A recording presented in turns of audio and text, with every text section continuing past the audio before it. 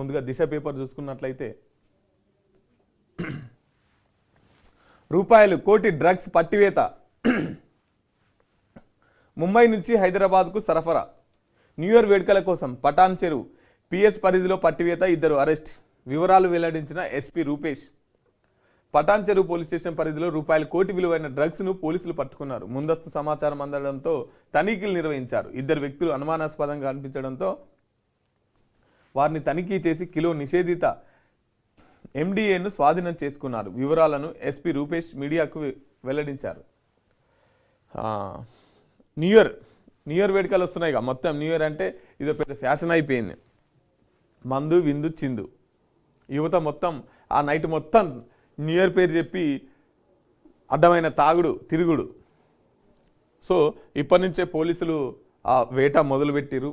ఎక్కడెక్కడ ఇవి డ్రగ్స్ ఇదంతా ఈ అసాంఘిక కార్యకలాపాలు ఎక్కడైతే ఉంటాయో వాటి మీద ముందుగానే నజరేసి పట్టుకుంటున్నటువంటి పరిస్థితి. కేజ్రీవాల్పై ఈడీ విచారణకు ఓకే అనుమతించిన Delhi lieutenant governor VK Saxena liquor స్కామ్లో మనీ లాండరింగ్ వ్యవహారంలో అది తప్పుడు ప్రచారం మనీ సిసోడియా. ఢిల్లీ అసెంబ్లీ ఎన్నికలు సమీపిస్తున్న సమయంలో కేజ్రీవాల్కు షాక్ తగిలింది. ఢిల్లీ లిక్కర్ స్కామ్ కేసులో ఆయన్ను విచారించేందుకు ఈడీకి లెఫ్టినెంట్ గవర్నర్ వికే సన్సేనా పర్మిషన్ ఇచ్చినట్లు అధికార వర్గాలు వెల్లడించాయి. దీనిపై స్పందించిన ఆప్ నేత మనీష్ సిసోడియా ఈడీకి అనుమతులు లభించి ఉంటే డాక్యుమెంట్లను ఎందుకు విడుదల చేయలేదని ఇది తప్పుడు ప్రచారం అయి ఉంటుందని వ్యాఖ్యానించారు. మళ్ళొకసారి తెరమీనికైతే లిక్కర్ స్కామ్ వచ్చింది. ధ్యానంతో ఆరోగ్యం సంస్కృతి అంటే ఆటపాటలే కాదు జీవన విధానం. ప్రపంచ ధ్యాన దినోత్సవంలో మంత్రి జూపల్లి కృష్ణారావు పాల్గొన్న గవర్నర్ దంపతులు ప్రభుత్వ సలహాదారులు కేశవరావు రామచంద్ర మిషన్ అధ్యక్షుడు కమలేష్ డి పటేల్ సైతం నిన్న ధ్యాన దినోత్సవం కదా కాబట్టి నిన్న ధ్యాన దినోత్సవంలో పాల్గొన్నారు. ఓయ్ బెట్టింగ్ బంగారు రాజా ఈజీ మనీ ట్రాప్లో యువత ఆన్లైన్ బెట్టింగ్లో జీవితాల నాశనం ప్రాణాలు ఫనంగా పెట్టి మరి కోట్ల అప్పులు కష్టపడి సంపాదించుకోవడమే మేలంటున్న నిపుణులు. ప్రస్తుత పరిస్థితుల్లో యువత ఈజీ మనీ లాండరింగ్కు అలవాటు పడుతుంది. తక్కువ సమయంలో ఎక్కువ డబ్బు సంపాదించాలనే లక్ష్యంతో లేనిపోని ప్రయోగాలకు పోతుంటే కొందరు రిస్క్ చేస్తూ బెట్టింగ్లకు పాల్పడుతున్నారు. మరికొందరు ఛాలెంజ్లకు పోయి ప్రాణాల మీదకి తెచ్చుకుంటున్నారు. ఫోన్ ఉంటే చాలు ఎంతైనా సంపాదించవచ్చన్న ధీమాతో లేనిపోని ప్రయోగాలు చేస్తున్నారు. కూర్చున్న దగ్గరే లక్షల రూపాయలు సంపాదించాలని బెట్టింగ్లు కట్టి విలువైన వస్తువులను సైతం నాశనం చేసుకుంటున్నారు. ఏముంది ఇది పోతే మరొకటి కొనుక్కోవచ్చులే అన్న ధీమా వారిలో కనిపిస్తున్నది. 2 యువకుల మధ్య జరిగిన బెట్టింగ్ సంభాషణ వీడియోను ఆర్టీసీ ఎండి సజ్జనార్ సోషల్ మీడియా వేదికగా పంచుకున్నారు. వారిని ఉద్దేశించి ఆయన కీలక మెసేజ్ చేశారు. యువకులారా అరచేతిలో వైకుంఠం చూపించే ఇలాంటి సంఘ విద్రోహ శక్తుల వలలో చిక్కుకోకండి. బెట్టింగ్ బానిసలై బంగారు భవిష్యత్తును చేజేతులారా నాశనం చేసుకోకండి అని సూచించారు. ఈజీ మనీ మోజులో పడి బెట్టింగ్కు బానిస కాకండి. కష్టపడి సంపాదించి నిలిచి గెలవండి అని పేర్కొన్నారు. ఆ వీడియో ఏంటంటే ఒక మంచి కాస్ట్లీ బైక్ని ఒక బెట్టింగ్ యాప్ ఒక లోన్ అదేదో సంథింగ్ ఒక యాప్లో నాకు ఇంత డబ్బు వస్తుందని చెప్తాడు. నమ్మకపోతే ఈ బండి అందులోనే కొన్నా అంటే దాన్ని తగలబెట్టి ఆ డబ్బులతో ఇంకో బండి కొనుక్కో అని చెప్తే నిజంగానే దాన్ని మొత్తం పెట్రోల్ అంతా పోసి తగలబెడతాడు. చాలా విలువైన బండి. అంటే దీని ద్వారా యువతకి ఒక ప్రేరణ వాడు గంత పెద్ద బండిని కాలబెడుతున్నట్టే నిజంగానే వానికి పుణ్యానికి వస్తున్నాయి కావచ్చు డబ్బులు అని చెప్పేసి యువత అంతా అటువైపు మళ్ళే విధంగా ఇది ఎట్లుంటుంది అంటే ఈ యాప్ ఫస్ట్ డే ఉంటుంది. ఫస్ట్ డే తక్కువ డబ్బులతో స్టార్ట్ అవుతుంది. ఒక 300 రూపాయలతో స్టార్ట్ అయిందనుకో 300కి 500 ఇస్తాడు. తర్వాత 500 పెట్టాలి. 500 పెడితే 500కి 700 ఇస్తాడు. తర్వాత 1000 అంటాడు కట్ చేస్తాడు. అప్పటికి మనకు వాళ్ళు ఎక్కడుంటారో తెలియదు, ఏడుంటారో తెలియదు, ఏం చేస్తారో తెలియదు, వాళ్ళకి మనకు సంబంధమే ఉండదు. కనీసం మన పోలీస్ స్టేషన్లోకి వెళ్ళి కంప్లైంట్ చేయలేని పరిస్థితిలో ఉంటాం. సో ఫస్ట్ 2 సార్లు నమ్మించి పెద్ద అమౌంట్కు గాలం వేసి మన కమ్యూనికేషన్ కట్ చేస్తారు. మిత్రులారా ఇది ఇప్పుడు చాలా ఎక్కువ అయిపోయినాయి. యువత ఎక్కడ చూసినా కూడా డబ్బులు పెట్టడం ఆ తర్వాత వస్తాయి అని చెప్పేసి ఇంట్లో ఆస్తులు అమ్ముకోవడం, ఆఖరికి ప్రాణాల మీదకి తెచ్చుకోవడం ఇది జరుగుతుంది. ఈ బెట్టింగ్ యాప్లు ఇవన్నీ ఫేక్, ఇదంతా ఉత్త కథే. ఎవడు నీకు రూపాయికి పుణ్యానికి ఇయ్యడు. ఇది బాగా గుర్తుపెట్టుకోవాలి. మనం పనిచేసి సంపాదించుకుంటేనే తప్ప డబ్బులు ఎవరికి ఊరికే రావంటారు కదా. సో వాస్తవంగా ఎవడు కూడా నీకు రూపాయి ఇంట్లో కూర్చో నువ్వు ఫోన్ వద్దు నీకు పైసలు ఇస్తామనేది ఉండదు. ఏడో 1-2 చూపించి 10 కొల్ల కొడతాడు. 1-2 చూసి మనం ఆశపడతాం, కానీ నష్టపోయేది వందలల్లో వేలల్లో ఉంటుంది. యువత మొత్తం ఇదే, ఫోన్ పట్టుకుంటే చాలు బెట్టింగ్ యాప్లు. ఈ యాప్లను ప్రమోట్ చేసేటోళ్ళని పట్టుకొని తన్నాలి. ఫస్ట్ ఆఫ్ ఆల్ ఈ బెట్టింగ్ యాప్లను ప్రమోషన్ చేస్తున్నారు. ఇప్పుడు ఇన్స్టాలో ఫేమస్ అయిన వాళ్ళు కానీ, యూట్యూబ్లో ఫేమస్ అయిన వాళ్ళు కానీ, చిన్న హీరోయిన్లు కానీ, యాక్టర్స్ కూడా చేస్తున్నారు. వాళ్ళని పట్టుకొని తన్నాలి ఫస్ట్. ఇటువంటి యాప్లను యాడ్ ఇచ్చేటోళ్ళను, ప్రమోట్ చేసేటోళ్ళను, వాళ్ళని చూసి ఎంతోమంది డౌన్లోడ్ చేసుకొని దాంట్లో పెట్టుబడులు పెట్టి తిరిగి నష్టపోతున్నటువంటి పరిస్థితి, ప్రాణాల మీదకి తెచ్చుకుంటున్న పరిస్థితి. ఈ లోన్ యాప్లు కూడా అంతే. ఏమో ఒక 1000 రూపాయలు ఇచ్చి ఒక 1500 వసూలు చేస్తాడు ఒక 2-3 నెలలనే. కట్టకపోతే నీ కాంటాక్ట్ లిస్ట్లో మొత్తం ఎంతమంది ఉన్నారో అంతమందికి కాల్ చేస్తారు. ఇది ఒక భయంకరమైన వేధింపులు చేస్తారు. మన చుట్టుపక్కల ఉన్న వాళ్ళకి మొత్తం ఇన్ఫర్మేషన్ పోతుంది. సో సోషల్ మీడియా మొత్తం రూపాయి నెరేసి 2 రూపాయలు గుంజుకునే ప్రయత్నం చేస్తున్నారు. కానీ యువత మాత్రం రూపాయి ఎరేసిందే చూస్తున్నారు. కాబట్టి ఈ లోన్ యాప్ల గురించి, ఆ తర్వాత ఈ బెట్టింగ్ యాప్ల గురించి కొంచెం యువత ఆలోచించాలి, జాగ్రత్త పడాలి. యువతే కదా ఇప్పుడు అందరు దాపరమయ్యారు. ఎవడు రూపాయి పుణ్యానికి ఇయ్యడు. ఇది ప్రామాణిక సూత్రం. మనం పనిచేసి సంపాదించుకుంటేనే తప్ప. సో అటువంటి మనల్ని ఆకట్టుకోవడానికి వాడు ఎంతకైనా తెగిస్తాడు, ఎంతకైనా దిగజారుతాడు. సో కాబట్టి యువత జాగ్రత్తగా ఉండాలి. మొన్న చేసిన సజ్జనార్ పెట్టిన ట్వీట్ కూడా అదే. సో బెట్టింగ్ బంగారు రాజా, ఆన్లైన్ గేమ్స్ అని. సాగు భూములకే రైతు భరోసా, అసెంబ్లీలో కాంగ్రెస్, బీజేపీ, సిపిఐ సభ్యుల అభిప్రాయం. సాగు చేసే వారందరికీ ఇవ్వాలన్న బీజేపీ, 17 ఎకరాల వరకు అమలు చేయాలన్న సిపిఐ. స్పష్టత ఇవ్వని గులాబీ పార్టీ సభ్యులు, సీఎం రేవంత్ ప్రశ్నించిన స్పందన కరువు. అసెంబ్లీలో శనివారం రైతు భరోసా ప్రభుత్వం నిర్వహించింది. సభ్యుల నుంచి సైతం అభిప్రాయాలను స్వీకరించింది. ఎవరికి ఇవ్వాలి, ఎన్ని ఎకరాలకు ఇవ్వాలి అనే విషయంపై చర్చ జరిపింది. బీజేపీ, సిపిఐ అభిప్రాయాలను వ్యక్తం చేయగా బీఆర్ఎస్ మాత్రం నేరుగా స్పష్టం చేయలేదు. సాగు భూములకే రైతు భరోసా ఇస్తామని మంత్రి తుమ్మల నాగేశ్వరరావు స్పష్టం చేయగా, సాగు చేసే రైతులందరికీ రైతు భరోసా ఇవ్వాలని బీజేపీ ఎమ్మెల్యే పాయల్ శంకర్ తెలిపారు. 15 ఎకరాల వరకు రైతు భరోసా ఇవ్వాలని సిపిఐ ఎమ్మెల్యే కూనంనేని అభిప్రాయాన్ని వ్యక్తం చేశారు. కాంగ్రెస్లోని మరికొందరి సభ్యులు సైతం సాగు చేసే వారికే ఇవ్వాలన్నారు. కానీ బీఆర్ఎస్ మాత్రం ఎలాంటి స్పష్టతనివ్వలేదు. గతంలో తాము అవలంబించిన విధానాన్ని మాత్రమే సభలో కేటీఆర్ వినిపించే ప్రయత్నం చేశారు.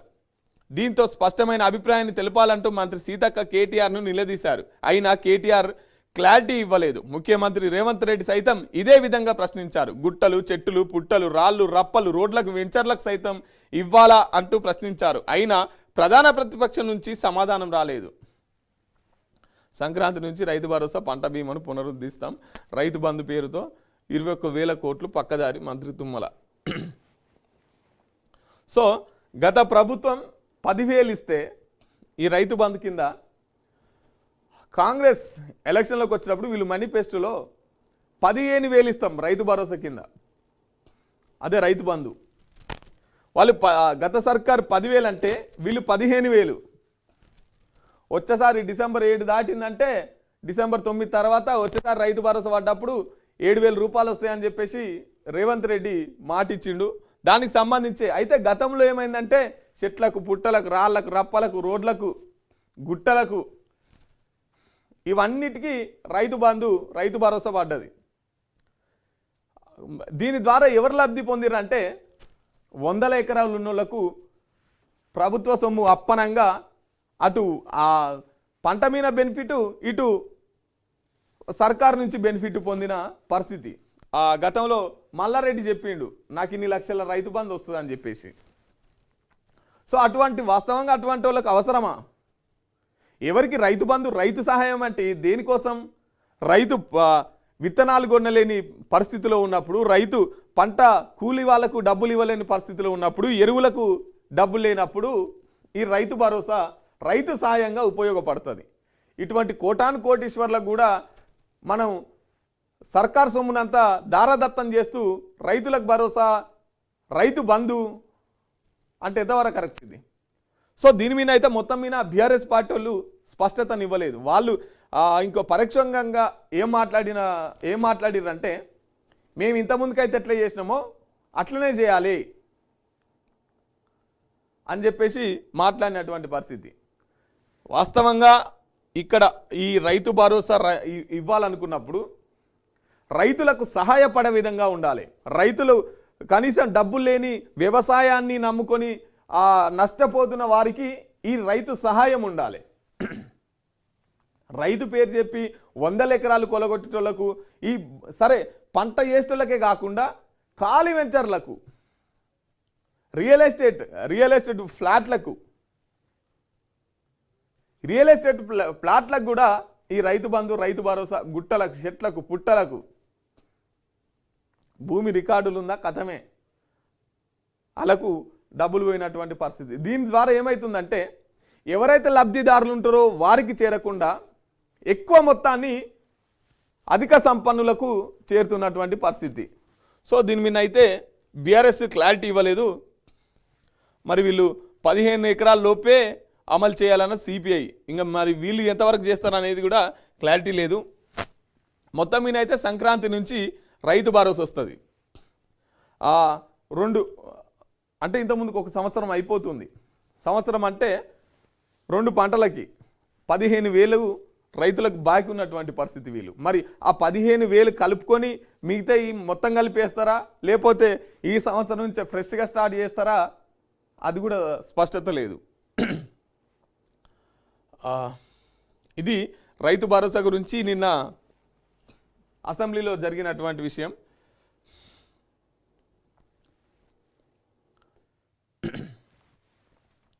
అనుకున్నదొక్కటి అయ్యిందొక్కటి. ఫార్ములా ఈ కార్ రేస్ ఇష్యూలో సీన్ రివర్స్. ప్రభుత్వాన్ని బ్లేమ్ చేస్తూ సానుభూతి పొందేలా కేటీఆర్ వ్యూహం. అంతా ఓకే అనుకున్న టైంలో ఈడీ ఎంట్రీ.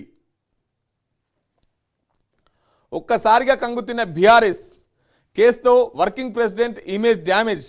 ఆందోళనలో కేసీఆర్ ఫ్యామిలీ. ఈడీ దర్యాప్తు ముమ్మరం. ఏసీబీ నుంచి పూర్తి వివరాలు సేకరణ. నగదు బదిలీపై హెచ్ఎండిఏ అధికారుల స్టేట్మెంట్ రికార్డు. అనుకున్నదొకటి అయ్యిందొకటి అన్నట్లుగా మారింది ఇప్పుడు బీఆర్ఎస్ పార్టీ పరిస్థితి. అందులోనూ ముఖ్యంగా పార్టీ అధినేత కేసీఆర్ ఫ్యామిలీ మరోసారి గందరగోళం పడింది. పార్టీ వర్కింగ్ ప్రెసిడెంట్ మాజీ మంత్రి కేటీఆర్ పై ఫార్ములా ఈ కార్ రేస్ కేసులో ఈడీ ఎంట్రీ అవడంతో ఒక్కసారిగా కేసీఆర్, ఆ పార్టీ నేతలు షాక్ అయ్యారు. ఈడీ వివరాలు అడగడం, ఆ వెంటనే enforcement case information report ECIR నమోదు చేయడంతో అందరూ కంగుతిన్నారు. 30వ తేదీ వరకు ఏసీబీ అరెస్ట్ చేయొద్దంటూ హైకోర్టులో రిలీఫ్ లభించిందని అనుకొని ఆనందిస్తున్న తరుణంలో ట్విస్ట్ ఇస్తూ ఈడీ ఎంట్రీ అవ్వడం కథ అడ్డంగా తిరిగింది. బీఆర్ఎస్ ఫార్ములాకు ED break. Formula e car race విషయంలో కేటీఆర్ పై కాంగ్రెస్ కక్ష సాధింపు ధోరణి అవలంబిస్తుందన్న విషయాన్ని ఏసీబీ కేసు పెట్టిన తర్వాత సార్ గారు చక్కగా హైకోర్టు కురికితే హైకోర్టు విచారణ జరుపుకోండి కానీ 30 తారీఖు దాకా అరెస్ట్ చేయకండి అని చెప్పేసి పిలిపించినటువంటి పరిస్థితి. ఏసీబీ కేసు పెట్టిన దానికి అది, కానీ ఏసీబీ నుంచి ఇప్పుడు పూర్తిగా ఆ కేసును మొత్తం టేకప్ చేస్తుంది ఈడీ. అంటే గతంలో చాలా ఈడీ వచ్చింది పోయింది, అది వేరే విషయం అనుకోండి. ఎంతమందికి శిక్షలు పడ్డాయి, ఆ కేసులన్నీ ఏమైనాయి అనేది వేరే విషయం అనుకోండి. మొత్తం మీనైతే కేటీఆర్ సారు ఏసీబీ అనుకుంటే ఇప్పుడు ఈడీ ఎంటర్ అయింది, గందరగోళంలో పడ్డడనేది పరిస్థితి. సో దీంట్లో అనేకమైన అనుమానాలు. ఇప్పుడు 55,000 కోట్లు ఆర్బీఐ పర్మిషన్ లేకుండా వేరే దేశానికి డబ్బులు ట్రాన్స్ఫర్ అయినాయి. Number 1 question. అది అయ్యి కూడా రెండు సంవత్సరాలు అవుతుంది. ఇప్పటి వరకు ఎందుకు అది ముందుకు రాలేదు? నెంబర్ 2, పోయిన కంపెనీ మీద కూడా కేసు కావాలి కదా. ఎవరికైతే ఆ డబ్బులు రిసీవ్ అయినాయో వారిపైన కూడా కేసు కావాలి కదా. ఇట్లా అనేకమైన క్వశ్చన్లు, అనేకమైన చర్చలు. ఇది ఇంకోటి కేసు నిలబడదా అని చెప్పేసి ఇంకొంతమంది అడ్వకేట్లు మాట్లాడుతున్నటువంటి పరిస్థితి. ఇంకొంతమంది ఇది చాలా చిన్న కేసు అని చెప్పేసి మాట్లాడుతున్న పరిస్థితి. మొత్తం మీద అయితే ఈడీ నోటీసులు పంపించింది కేటీఆర్ గారికి విచారణకు రమ్మని. సో మరి విచారణలో ఏం తేలుతుంది, దీన్ని ఎట్లా క్వశ్చన్ చేస్తారు, ఎట్లా ఏంది అనేది మనకి ఇంకొన్ని రోజులు టైం పడుతుంది. మనం కొంచెం వెయిట్ చేయాల్సిందే. మొత్తం మీద అయితే 30 తారీఖు దాకా, అంటే ఇంకో 8 రోజులు ఉంది. అప్పటిదాకానైతే అరెస్ట్ చేయొద్దని చెప్పేసి గౌరవ కోర్టు చెప్పినటువంటి పరిస్థితి.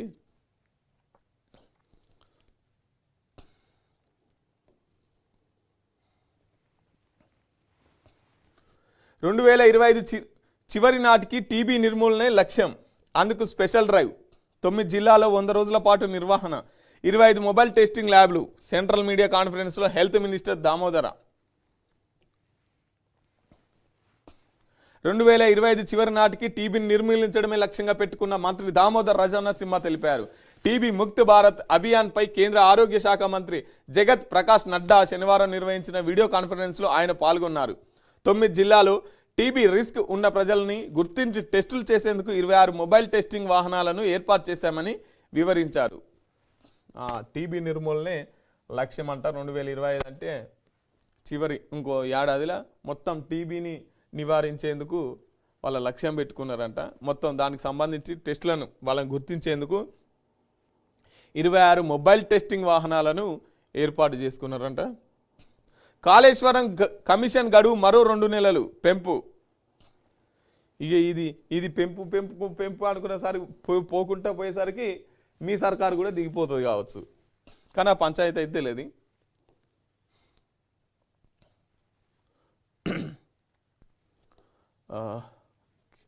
ఇక్కడ రేవంత్ రెడ్డి మాట్లాడుతున్నాడు.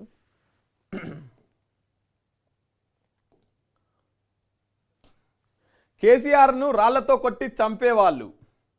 అదేంది, కేసీఆర్ను రాళ్లతో కొట్టి చంపేవాళ్ళట. నడి బజార్లో ఉరి తీసేవాళ్ళు. ఆయన చేసిన ఆర్థిక నేరాలకు విదేశాల్లో ఇలాంటి శిక్షలే. 100 ఏళ్ల విధ్వంసం, 1000 ఏళ్లకు సరిపడ సంపాదన, ఉమ్మడి పాలన కన్నా 10 ఏళ్ల రాష్ట్రంలోనే సర్వనాశనం. ఆయన వస్తే కడిగి పారేద్దామంటే మొహం చెల్లక రావట్లే. బీఆర్ఎస్ పాపాలు అప్పులు లేకుంటే అద్భుతాలు చేసేవాళ్ళం. రూపాయలు 1.5 లక్షల కోట్ల అప్పు చేసి కూలేశ్వరం నిర్మించారు. తెలంగాణ ప్రయోజనాల కోసం ఎవరినైనా కలుస్తా. రైతు బంధు పేరుతో రోడ్లకు రాళ్లకు 24,000 కోట్లు. గన్మెన్ లేకుండా మూసి ప్రజల వద్దకు వెళ్దాం సిద్ధమా? అసెంబ్లీలో బీఆర్ఎస్కు సీఎం రేవంత్ రెడ్డి సవాల్.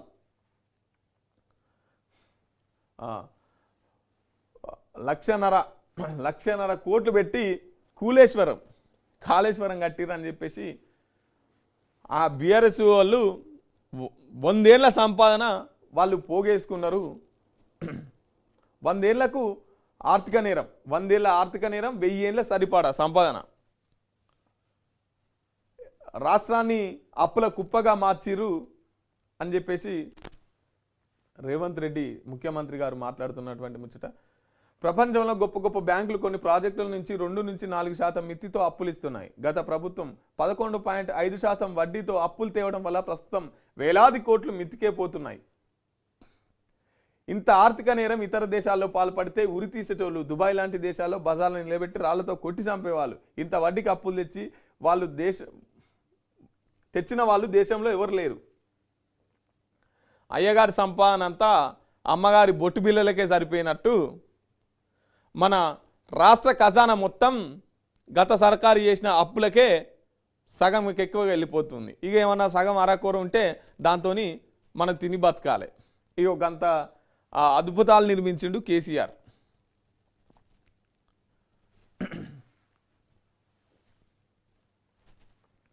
అల్లు అర్జున్కు కాళ్ళు చేతులు పోయాయా? మృతురాలి కుటుంబాన్ని సినిమా వాళ్ళు పరామర్శించారా? సంధ్యా థియేటర్ ఘటనపై సీఎం కామెంట్స్. బెనిఫిట్ షోలు రద్దు అంటూ ప్రకటన. ఇకపై టికెట్ల రేట్ పెంపు ఉండదు మంత్రి కోమటిరెడ్డి.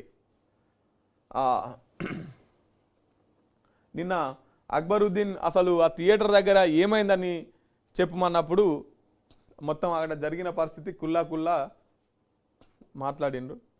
కేసీఆర్ ప్రభుత్వం అప్పులను 11.50% వడ్డీకి తెచ్చిందని, ఇంత పెద్ద ఆర్థిక నేరం ఇతర దేశాల్లో పాల్పడి ఉంటే ఉరితీసేవారని ముఖ్యమంత్రి రేవంత్ రెడ్డి ఆగ్రహం వ్యక్తం చేశారు.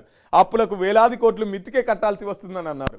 అసెంబ్లీలో రైతు భరోసా మీద చర్చ సందర్భంగా మాట్లాడిన సీఎం రేవంత్ రెడ్డి అప్పు వడ్డీ శాతం తగ్గించాలని చాలాసార్లు కేంద్ర ఆర్థిక శాఖ మంత్రిని కోరినట్లు తెలిపారు.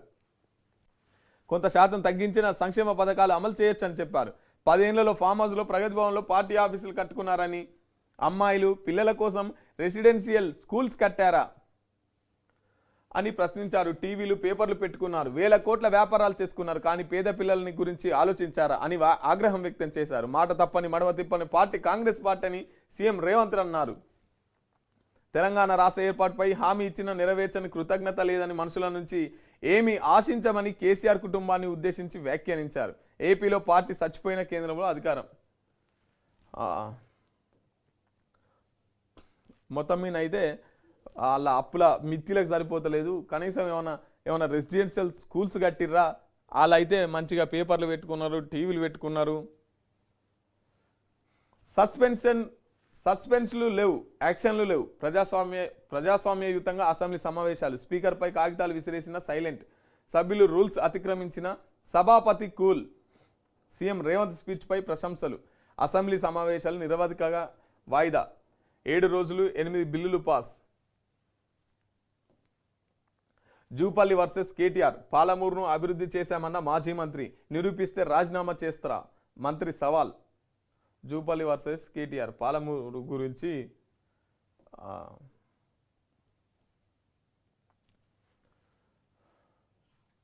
Futuristic act Bhubharati. ఆర్ఓఆర్ 2024 ఆమోదంతోనే హాఫ్ విక్టరీ. పక్కాగా అమలు చేసిన తర్వాతే విజయం. సర్వరోగ నివారణి కాదు, 80% పరిష్కారం.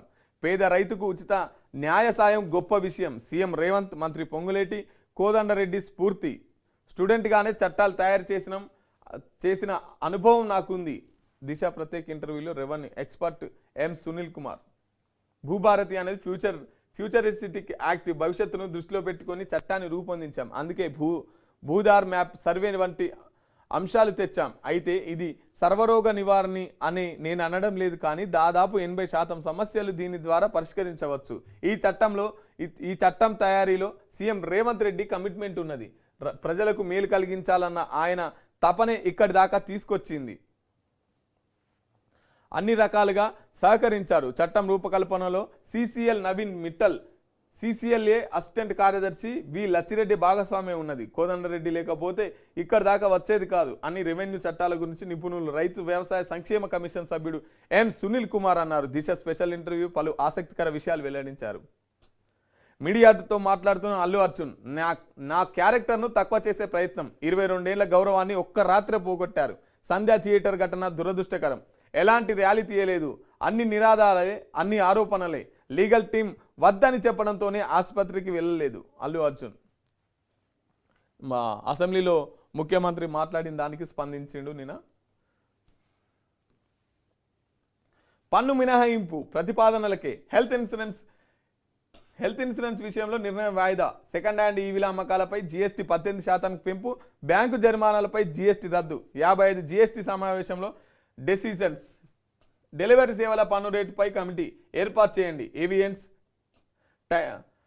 టైట్స్పెన్స్, ఫ్యూయల్ రాష్ట్ర వ్యాట్ పరిధిలోనే ఉండాలి. బట్టి ఇది దిశపత్రిక మిత్రులారా. మనం వెలుగు దినపత్రికను చూసుకున్నట్లయితే అగో పెద్ద పెద్ద యాడ్లు వేసినారు. Doctor BR Ambedkar educational institution. Doctor మీకేంది, పాపాల భైరవులు రాష్ట్రాన్ని అమ్మేశారు. Kokapet, Hitec City, outer ring road, wines shop లాంటి ప్రతిదీ అమ్మేశారు. సహజ సంపద కాంట్రాక్టుల పేరుతో కొల్లగొట్టారు. ఒక్క గురుకులానికి బిల్డింగ్ కట్టలేదు. జీవోలు ఇచ్చి హాస్టల్ పెట్టేసి స్టూడెంట్ల జీవితాలను చెలగాటమాడారు. 10 ఏళ్లలో ప్రగతి భవన్, సెక్రటరియట్, ఫామ్ హౌస్లకు 33 జిల్లాల పార్టీ ఆఫీసులు కట్టుకున్నారు. టీవీలు, పేపర్లు పెట్టుకున్నారు. 1000 కోట్ల వ్యాపారాలు చేసుకున్నారు. కానీ పేద పిల్లలు చదివే గురుకులాలకు మాత్రం బిల్డింగ్లు కట్టలేదు. 10 ఏళ్లలో కనీసం బాత్రూమ్లు కూడా కట్టలేదు. దీనికి బీఆర్ఎస్ నేతలు సిగ్గుతో తలదించుకొని ముక్కు నేలకు రాసి దళిత గిరిజన సమాజానికి క్షమాపణ చెప్పాలి. కొడంగల్లో పరిశ్రమలు పెట్టి అక్కడి ప్రజలకు ఉపాధి కల్పించాలనుకుంటే బీఆర్ఎస్ నేతలు అక్కడికి వెళ్ళి కోట్ల కొద్దీ డబ్బు పంపించి అధికారులపై దాడులు చేయించారు. ప్రాణాలు పోతుంటే చూస్తూ ఊరుకోం. సినీ ప్రముఖులకు ఒక విషయం స్పష్టంగా చెబుతున్నా, అవానమీయ ఘటనలను ఎట్టి పరిస్థితుల్లోనూ ఈ ప్రభుత్వం ఉపేక్షించదు. సినిమాలు తీసుకోండి, వ్యాపారం చేసుకోండి, డబ్బులు సంపాదించుకోండి, ప్రభుత్వం నుంచి రాయితాలు, ప్రోత్సాహాలు తీసుకోండి, షూటింగ్లకు సంబంధించి ప్రత్యేక అనుమతులు కూడా తీసుకోండి. ప్రజల ప్రాణాలు పోతుంటే మాత్రం మా ప్రభుత్వం చూస్తూ ఊరుకోదు. నేను కుర్చీలో ఉన్నంత వరకు ఇలాంటి ఘటనలను సహించాం. ప్రజల ప్రాణాలు పోయే ఘటనలు జరిగితే ప్రత్యేక మినహాయింపులు ఉండవు. తెలంగాణ ప్రజలు ప్రాణాలు కాపాడమే నా బాధ్యత. ప్రజలను ఇబ్బంది కలిగించే ఎవరిని ప్రభుత్వం వదిలిపెట్టదు. ఓ రకంగా సినిమా వాళ్ళకి ఇది వార్నింగ్ అనుకోవచ్చు. బొచ్చడి తప్పులు పుట్టెడప్పులు. 10 ఏళ్లలో బీఆర్ఎస్ చేసింది ఏంది? సీఎం రేవంత్ రెడ్డి ఉమ్మడి ఏపీలో 16 మంది సీఎంలు చేసిన అప్పు రూపాయలు 72,000 కోట్లు. 10 ఏళ్లలో కేసీఆర్ ఒక్కటి చేసిన అప్పు మాత్రం 6.40 లక్షల కోట్లు. 2-3% మిత్తిలకే లోన్లు దొరుకుతుంటే 11% అధిక వడ్డీకి తెచ్చారు. ప్రతిదీ అమ్మేసి దివాలా తీయించారు. ఇలాంటి ఆర్థిక ఉగ్రవాదులు వేరే దేశాల్లో అయితే ఉరి తీసేటోళ్ళు. వాళ్ళు కట్టింది కాళేశ్వరం కాదు, కూలేశ్వరం. మూసి ప్రక్షాళన చేయాలో వద్దో ప్రజల్ని అడుగుదాం, రావాలని సవాల్. బీఆర్ఎస్ 10 ఏళ్ల పాలనలో చేసింది ఏదైనా ఉందంటే అది బొచ్చడి తప్పులు పుట్టెడు అప్పులు మాత్రమేనని సీఎం రేవంత్ రెడ్డి విమర్శించారు. వాళ్ళు చేసిన అప్పులు కట్టేందుకు మళ్ళీ అప్పులు చేయాల్సిన దుస్థితి ఏర్పడిందన్నారు. ఉమ్మడి ఏపీలో దాదాపు 16 మంది సీఎంలు చేసిన అప్పు 72,000 కోట్లు మాత్రమే. కానీ 10 ఏళ్ల పాలనలో కేసీఆర్ చేసిన అప్పు మాత్రం 6,40,000 కోట్లు. ఉమ్మడి రాష్ట్రంలో నాడు తెచ్చిన అప్పులపై ఏడాదికి 6,500 కోట్లు వడ్డీ కట్టేవాళ్ళం. కానీ ఇప్పుడు ఆ మొత్తానికి ఒకే నెల కట్టాల్సిన దుస్థితి ఏర్పడింది. అంటే ఉమ్మడి ఆంధ్రప్రదేశ్ ఉన్నప్పుడు ఒక ఏడాది ఎంత మిత్తి కడతామో ఇప్పుడు నెలకంత కట్టాల్సి వచ్చింది అన్నట్టు. కానీ ఇప్పుడు ఆ ఒక్క మొత్తానికి నెలకే కట్టాల్సిన దుస్థితి ఏర్పడిందని ఆవేదన వ్యక్తం చేశారు. శనివారం అసెంబ్లీలో సీఎం రేవంత్ రెడ్డి మాట్లాడారు. తాము అధికారంలోకి రాగానే రాష్ట్ర ఆర్థిక పరిస్థితిపై వైట్ పేపర్ రిలీజ్